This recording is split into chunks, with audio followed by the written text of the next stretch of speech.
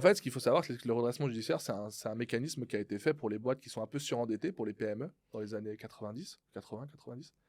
Et en fait, si tu es une PME que tu as emprunté pour acheter tes locaux, tes machines, tes outils, tu vois, et ben finalement, le jour où on t'enlève tes prêts bancaires, bah, tu respires et généralement, ça fait que la boîte redevient rentable.